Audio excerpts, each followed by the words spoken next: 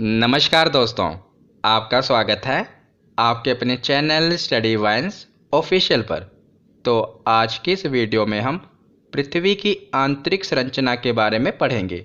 बहुत ही important topic है और छोटा सा टॉपिक है, पर एग्ज़ाम में इसे एक न एक प्रश्न पूछा ही जाता है।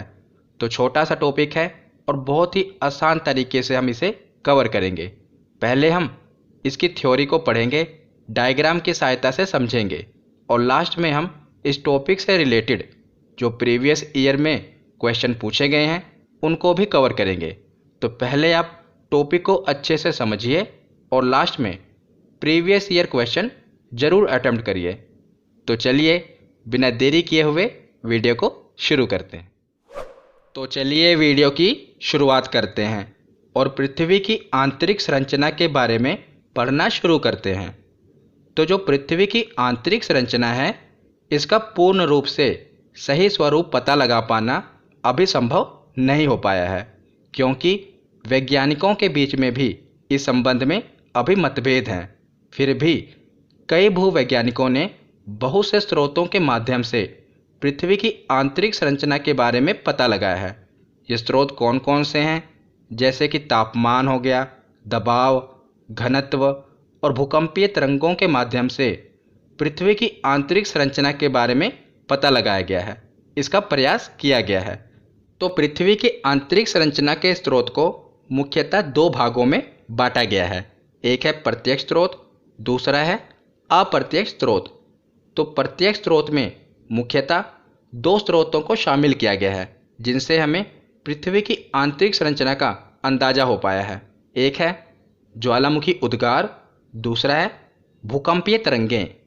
तो ज्वालामुखी उद्गार से लगभग पृथ्वी की 60 किलोमीटर तक की गहराई का पता चल पाया है। और भूकंपीय तरंगें, तो भूकंपीय तरंगों की सहायता से भी हमें पृथ्वी की आंतरिक संरचना का अंदाज़ा लग पाया है। तो भूकंपीय तरंगों के बारे में मैं एक डिटेल वीडियो बनाऊंगा, उसमें हम भूकंप के बारे में पढ़ेंगे। आज हम पृथ्वी की आंतरिक संरचना के बारे में पढ़ रहे हैं, तो इसको हम डिटेल में नहीं पढ़ेंगे। बस आप ये जान लीजिए कि ये प्रत्यक्ष स्रोत का भाग है पृथ्वी की आंतरिक संरचना का। अब हम देखते हैं अप्रत्यक्ष स्रोत। तो अप्रत्यक्ष स्रोत में तीन चीज़ें शामिल हैं: तापमान, घनत्व और दबाव। तो जैसे जैसे हम पृथ्वी के केंद्र की ओर यानी अंदर की ओर जाते हैं, तापमान में वृद्धि होती है, जिससे हमें ये पता चलता है कि भीतर की ओर से पृथ्वी गर्म है। तो तापमान, घनत्व और दबाव, ये तीनों ही, इन तीनों में ही वृद्धि होती है जैसे जैसे हम पृथ्वी के केंद्र की ओर जाते हैं। और याद रखिएगा, जैसे हम पृथ्वी के भीतर की ओर जाते हैं तो पृथ्वी के अंदर प्रति 32 मीटर की गहराई पर 1 डिग्री सेल्सियस तापमान बढ़ जाता है। ये एग्ज़ाम में पूछा गया है कि कितने मीटर की गहराई में 1 डिग्री सेल्सियस तापमान बढ़ जाता है। तो प्रति 32 मीटर की गहराई में अंदर की ओर जाने पर 1 डिग्री सेल्सियस तापमान की वृद्धि होती है, याद रखिएगा। अब हम आगे देखते हैं। तो आगे अब हम देखते हैं, तो ये पृथ्वी की आंतरिक संरचना का डायग्राम है। इसी डायग्राम की सहायता से हम पृथ्वी की आंतरिक संरचना के बारे में पढ़ेंगे। तो ये डायग्राम हमने ऐसा ही क्यों लिया, तो मैं आपको एक उदाहरण की सहायता से समझाता हूँ ताकि आपको ये क्लियर हो सके। तो उदाहरण हम लेते हैं एक तरबूज का। तो जब हम तरबूज खरीदते हैं और हमें ये पता लगाना होता है कि तरबूज अंदर से मीठा है या नहीं, लाल है या नहीं, तो हम कैसे पता लगाते हैं? तो दुकानदार क्या करता है, चाकू से क्या करता है, तरबूज को एक स्लाइस निकाल के हमें दे देता है। तो दुकानदार क्या करता है, तरबूज से चाकू की सहायता से एक स्लाइस निकाल के ठीक इसी प्रकार हमें वो एक स्लाइस निकालता है और दे देता है, जिसे हम चख कर ये पता लगा लेते हैं कि तरबूज मीठा है या नहीं, या लाल है या नहीं। तो वो क्या करता है, तरबूज के केंद्र से बीच में से और ऊपर तक एक स्लाइस निकालता है ना, ठीक इसी प्रकार, जिससे हम क्या करते हैं, तरबूज के अंदर की चीज़ पता लगा लेते हैं। ठीक इसी प्रकार समझने की दृष्टि से हमने क्या किया है, पृथ्वी के केंद्र से लेकर इसके ऊपरी सतह तक एक टुकड़े को निकाल लिया है और इसी की सहायता से हम पृथ्वी की आंतरिक संरचना के बारे में समझेंगे। अब हम आगे देखते हैं। तो पृथ्वी की आंतरिक संरचना को 3 भागों में बांटा गया है। तो जो सबसे ऊपरी भाग है उसे इंग्लिश में कहते हैं क्रस्ट, हिंदी में भूपर्पटी। जो बीच वाला भाग है दूसरा भाग है, उसे कहते हैं मेंटल। और जो इसका सबसे भीतरी भाग है उसे इंग्लिश में कहा जाता है कोर और हिंदी में क्रोड। तो 3 भाग हो गए पृथ्वी के, क्रस्ट, मेंटल और कोर। तो सबसे पहले हम पृथ्वी के सबसे ऊपरी भाग भूपर्पटी यानी कि क्रस्ट के बारे में पढ़ते हैं। तो पृथ्वी के सबसे ऊपरी भाग को भूपर्पटी कहते हैं और भूपर्पटी की मोटाई महाद्वीपों व महासागरों के नीचे अलग अलग होती है। ये तो जाहिर सी बात है, जो पृथ्वी की सबसे ऊपरी सतह है यह है भूपर्पटी। और जो इसकी मोटाई है, इसने कहा है जहाँ पर सागर हैं वहाँ पर इसकी मोटाई कम है और जहाँ पर महाद्वीप है वहाँ पर इसकी मोटाई ज़्यादा है। ये तो जाहिर सी बात है ना, जहाँ पर गड्ढे होंगे वहाँ पर पानी भरा होगा यानी कि सागर है, तो वहाँ पर इसकी मोटाई कम होगी और जहाँ पर महाद्वीप हैं वहाँ पर इसकी मोटाई ज़्यादा होगी। ये तो जाहिर सी बात है। तो महासागरों के नीचे भूपर्पटी की औसत मोटाई 5 किलोमीटर तक है। ये मैं आपको एनसीईआरटी के अकॉर्डिंग बता रहा हूँ। तो महासागरों के नीचे भूपर्पटी की औसत ऊंचाई कितनी होती है? लगभग 5 किलोमीटर। और जहाँ पर महाद्वीप होते हैं यानी कि सागर नहीं होते हैं वहाँ पर इसकी ऊंचाई लगभग 30 किलोमीटर तक होती है, याद रखिएगा। और भूपर्पटी का निर्माण सिलिका और एल्यूमिनियम से मिलकर हुआ है, इसीलिए इस परत को सियाल कहा जाता है। सी यानी कि सिलिका और आल मतलब कि एल्यूमिनियम, तो सियाल भी इसे कहा जाता है, याद रखिएगा। तो मैं आपको एक बार तीनों ही परतों के बारे में बता देता हूँ, किसे सियाल कहा जाता है, किसे सीमा कहा जाता है, किसे नीफे कहा जाता है, क्योंकि ये तो एग्ज़ाम में पूछा ही जाता है और हमको याद होना चाहिए। तो मैं आपको इसे याद करने का तरीका बता देता हूँ। आगे हम इसके बारे में पढ़ेंगे, पर पहले मैं आपको इसका एक तरीका बता देता हूँ जिससे आपको ये याद रहेगा। तो देखिए, सबसे ऊपरी परत को सियाल कहते हैं, यानी कि क्रस्ट वाले भाग को क्या कहा जाता है? सियाल कहा जाता है। और जो मेंटल वाला भाग है इसे सीमा कहा जाता है, क्योंकि यहाँ पर सिलिकॉन और मैग्नीशियम की मात्रा पाई जाती है। और जो सबसे नीचे वाला यानी कि कोर वाला भाग है इसे नीफे कहा जाता है। क्या? नीफे, क्योंकि यहाँ पर निकेल और लोहा की मात्रा की अधिकता है, याद रखिएगा। तो आपसे यही पूछा जाएगा कि नीफे पृथ्वी की आंतरिक संरचना की कौन सी परत है, तो आपको पता होना चाहिए कि सबसे अंदरूनी यानी कि कोर वाली परत। तो जो मेंटल वाली परत है यहाँ पर किस चीज़ की अधिकता है? तो सीमा यानी कि सिलिकॉन और मैग्नीशियम। तो इस तरह के आपसे सवाल पूछे जाएंगे, तो आपको याद कैसे करना है? तो देखिए, नीफे तो आपको याद होना चाहिए, इसको आप रिलेट करेंगे नीचे, नीचे नीफे। इससे आपको यह पता रहेगा कि ये सबसे नीचे वाला भाग है, नीचे नीफे। आपको याद रहेगा ना कि सबसे नीचे वाला भाग कौन सा है? नीफे। अब रही बात ये याद करने की कि सियाल पहले आएगा कि सीमा पहले आएगा। तो देखिए, सिलिकॉन तो दोनों में ही है। अब बची बात एल्यूमिनियम और मैग्नीशियम, तो पहले कौन सा आएगा? तो देखिए, अगर अल्फ़ाबेटिकल भी हम देखें तो ए पहले आएगा और एम बाद में आएगा। ए पहले आएगा ना, एम बाद में आएगा। तो इससे हमें पता चलेगा कि सबसे ऊपर रहेगा सियाल, बीच में रहेगा सीमा और नीचे नीफे। नीफे जो है सबसे नीचे रहेगा। तो ये वाला प्रश्न एग्ज़ाम में पूछा जाता है कि मेंटल वाले भाग में किस चीज़ की अधिकता है, कोर वाले भाग में किस चीज़ की अधिकता है। तो आप इस तरीके से पता लगा पाएंगे कि सबसे ऊपर होगा सियाल, बीच में होगा सीमा और सबसे नीचे नीफे। तो आशा करता हूँ आपको क्लियर हो गया होगा। तो आगे है क्रस्ट वाले भाग का औसत घनत्व यानी कि एवरेज डेंसिटी कितनी है? तो 2.7 ग्राम प्रति सेंटीमीटर क्यूब ये क्रस्ट वाले भाग की एवरेज डेंसिटी है, याद रखिएगा। और इस परत को यानी कि क्रस्ट वाले भाग को लिथोस्फीयर भी कहा जाता है। तो एग्ज़ाम में ये पूछा गया है कि लिथोस्फीयर पृथ्वी की किस परत को कहा गया है? तो याद रखिएगा, क्रस्ट वाले भाग को लिथोस्फीयर कहा जाता है। तो अब हम आगे देखते हैं। तो भूपर्पटी के बाद आगे अब हम मेंटल के बारे में पढ़ते हैं। तो क्रस्ट के निचले भाग को मेंटल कहा जाता है और पृथ्वी के आयतन का 83% तथा द्रव्यमान का 67% भाग मेंटल ही है, याद रखेगा। तो जो ये पूरी पृथ्वी की आंतरिक संरचना है इसका सबसे बड़ा भाग मेंटल ही है और दूसरे नंबर पे है कोर और सबसे नीचे है भूपर्पटी, याद रखेगा। अगर हम आयतन के हिसाब से देखें तो सबसे बड़ा भाग कौन सा है? तो यह है मेंटल। दूसरे नंबर पे आएगा कोर, और सियाल जो है ये सबसे नीचे आएगा।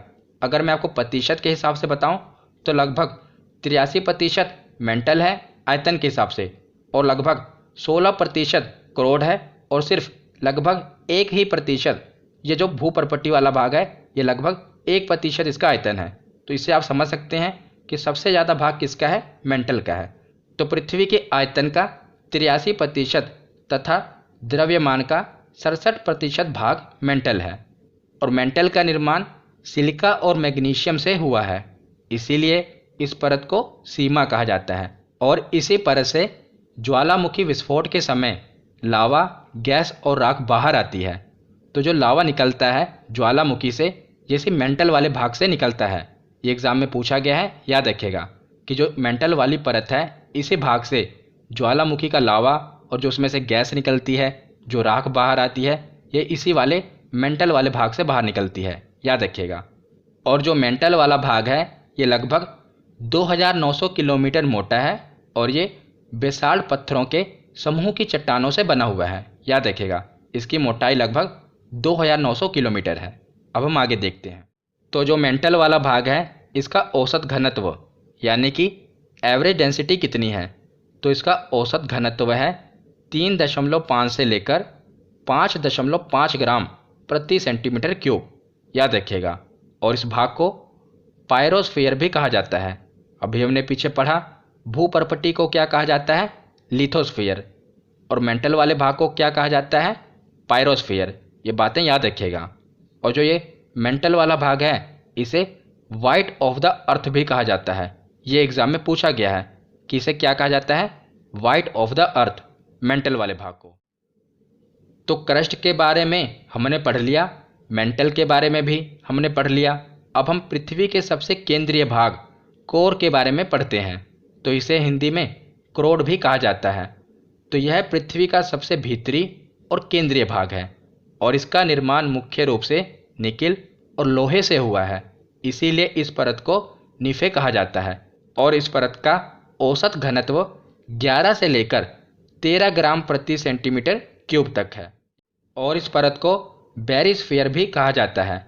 तो क्रस्ट को और क्या कहा जाता है, लिथोस्फीयर, मेंटल को पायरोस्फीयर और कोर को बैरिस्फीयर। ये डायरेक्ट वन लाइनर क्वेश्चन पूछ लिया जाता है, याद रखिएगा। और यह पृथ्वी के कुल आयतन का कितना है, लगभग 83% भाग है मेंटल। दूसरे नंबर पे आता है कोर, लगभग 16% भाग, और सबसे नीचे लगभग 1% भाग है भूपर्पटी, जो सबसे ऊपरी भाग है। अब हम आगे देखते हैं। तो पृथ्वी की आंतरिक संरचना के 3 भाग, क्रस्ट, मेंटल, कोर, इनके बारे में हमने पढ़ लिया। अब ये जो डायग्राम है बहुत ही ज़्यादा इम्पोर्टेंट है, मोस्ट इम्पोर्टेंट। इससे तो समझ लीजिए एक प्रश्न बनता ही है, इसीलिए ध्यान से सुनिएगा और मैं बहुत ही अच्छे तरीके से आपको समझाऊंगा। तो देखिए हमने क्या देखा पीछे कि जो पृथ्वी की आंतरिक संरचना है इसे भूवैज्ञानिकों ने 3 भागों में बांटा, क्रस्ट, मेंटल और कोर। आगे चल के क्या हुआ कि जो भूवैज्ञानिक हैं इन्होंने और गहराई से अध्ययन किया, और ये जो 3 भाग हैं इन्हें और गहराई से अध्ययन करते हुए 6 भागों में बांट दिया। बहुत ही आसान है, देखिए कैसे। तो ऊपर वाला भाग क्या है, क्रस्ट। तो भूवैज्ञानिकों ने क्या किया, इसे भी 2 भागों में बांट दिया। ऊपर वाले को कह दिया ऊपरी क्रस्ट और निचले वाले भाग को निचला क्रस्ट, यानी कि क्रस्ट को ही 2 भागों में बांट दिया, अपर क्रस्ट और लोअर क्रस्ट। और जो मेंटल वाला भाग है इसको भी ऐसे किया, अपर मेंटल, ये वाले भाग को क्या कह दिया, अपर मेंटल, और नीचे वाले भाग को लोअर मेंटल, यानी कि ऊपरी मेंटल और निचला मेंटल। उसके बाद कोर वाले भाग को भी ऐसे ही किया, अपर कोर, लोअर कोर, यानी कि ऊपरी कोर और निचला कोर। इसे बाहरी कोर और आंतरिक कोर भी कह देते हैं। तो इसे लिखने की कोई ज़रूरत नहीं है ना, इतना तो आप समझ ही जाएंगे कि ऊपरी भाग को अगर क्रस्ट वाला भाग है तो ऊपरी भाग को क्या कहेंगे, ऊपरी क्रस्ट, और निचले भाग को निचला क्रस्ट। तो पूरा भाग तो क्रस्ट का ही है, पर इसे भूवैज्ञानिकों ने और गहराई से अध्ययन किया और इसे भी 2 भागों में बांट दिया। बहुत ही ध्यान से सुनिए, मैं बहुत ही अच्छे तरीके से आपको समझाऊंगा, बस आप पूरे ध्यान से इसे सुनिए क्योंकि यहाँ से एक प्रश्न जरूर पूछा जाएगा। तो देखिए पहले राइट साइड हम देखते हैं, लेफ्ट वाला मैं भी बताता हूँ आपको। पहले राइट साइड हम देखते हैं। तो अभी हमने पीछे देखा कि पृथ्वी की आंतरिक संरचना को 3 भागों में बांटा गया था, क्रस्ट, मेंटल और कोर। सबसे ऊपरी भाग है क्रस्ट, उसके नीचे वाली परत है मेंटल, सबसे नीचे वाली परत है कोर। तो 3 भागों में तो इसे बांटा गया था, पर जो ये 3 भाग हैं ये आपस में देखा जाए तो 2 भागों में बढ़ते हैं। कैसे? क्रस्ट और मेंटल के बीच में एक सीमा रेखा आती है जो इन दोनों को अलग करती है, और मेंटल और कोर के बीच में भी एक सीमा रेखा आती है जो मेंटल को कोर से अलग करती है। पर क्रस्ट के ऊपर तो कोई परत है नहीं जो इसे अलग करे, तो क्रस्ट और मेंटल को एक सीमा रेखा अलग करती है और मेंटल और कोर को भी एक सीमा रेखा अलग करती है। पहले आप इसे समझ लीजिए, फिर मैं आपको ट्रिक से याद करा दूंगा कि इसे याद कैसे करना है, पर पहले आप इसे समझ लीजिए। तो देखिए, क्रस्ट और मेंटल को जो सीमा रेखा अलग करती है इसे क्या कहा जाता है? तो जिस वैज्ञानिक ने पता लगाया उसी वैज्ञानिकों के नाम से ये नाम रखे गए हैं। तो इनका नाम था मोहोविसिक, जिसे शॉर्ट में कहते हैं मोहो। तो मोहो असंबंधता, मोहो डिसकंटिन्यूटी, इस रेखा का नाम रखा गया। क्या रखा गया? मोहो से याद रखेगा, मोहो। उसके बाद देखते हैं, तो जो मेंटल और कोर को सीमा रेखा अलग करती है उसे कहा गया गुटेनबर्ग असंबंधता। इंग्लिश में कहा गया गुटेनबर्ग डिसकंटिन्यूटी, इस रेखा को कहा गया। तो राइट साइड वाले याद रखेगा, ये दोनों ही रेखाएं मतलब कि अलग अलग परतों को अलग कर रही हैं। क्रस्ट और मेंटल ये दोनों अलग अलग परतें हैं ना, तो इनको अलग जो करती है उसे कहा गया मोहो डिसकंटिन्यूटी, और मेंटल और कोर को जो रेखा अलग करती है उसे कहा गया गुटेनबर्ग डिसकंटिन्यूटी, याद रखिएगा। अब हम लेफ्ट साइड आते हैं। तो देखिए, जैसा कि हमने देखा कि राइट साइड वाली ये दोनों रेखाएं 2 विभिन्न परतों को आपस में अलग करती हैं। जैसे कि एक क्रस्ट है तो एक मेंटल है, ये 2 विभिन्न परतें हैं, इनको एक रेखा अलग कर रही है। और दूसरे भी देखा जाए तो एक मेंटल है और एक कोर है, ये भी 2 विभिन्न परतें हैं और इन्हें भी एक रेखा अलग कर रही है। पर लेफ्ट साइड में क्या है? ये 2 विभिन्न परतों को अलग नहीं कर रही, ये एक ही परत है। जैसे कि ये क्रस्ट है, इसी को 2 भागों में बांटा गया, ऊपरी भाग को ऊपरी क्रस्ट और निचले भाग को निचला क्रस्ट। तो परत तो एक ही है, उसी को 2 भागों में बांटा गया है ना। तो लेफ्ट साइड इसी प्रकार जो एक एक परत है, यानी कि क्रस्ट है, मेंटल है और कोर है, ऊपरी क्रस्ट निचले क्रस्ट, ऊपरी मेंटल निचला मेंटल, ऊपरी कोर निचला कोर, तो इन दोनों को जो रेखा विभाजित करती है उसका भी नाम रखा गया है। तो ये भी एग्जाम में पूछा जाता है, इसीलिए अब हम इसे देखते हैं। तो शुरुआत करते हैं सबसे ऊपरी भाग क्रस्ट से। तो देखिए, ऊपरी क्रस्ट और निचले क्रस्ट को जो रेखा अलग करती है उसे क्या कहा जाता है? कॉनरोड डिसकंटिन्यूटी, याद रखेगा, कॉनरोड डिसकंटिन्यूटी। उसके बाद जो मेंटल वाला भाग है, ऊपरी मेंटल और निचला मेंटल, इसको जो रेखा अलग करती है उसे क्या कहा गया?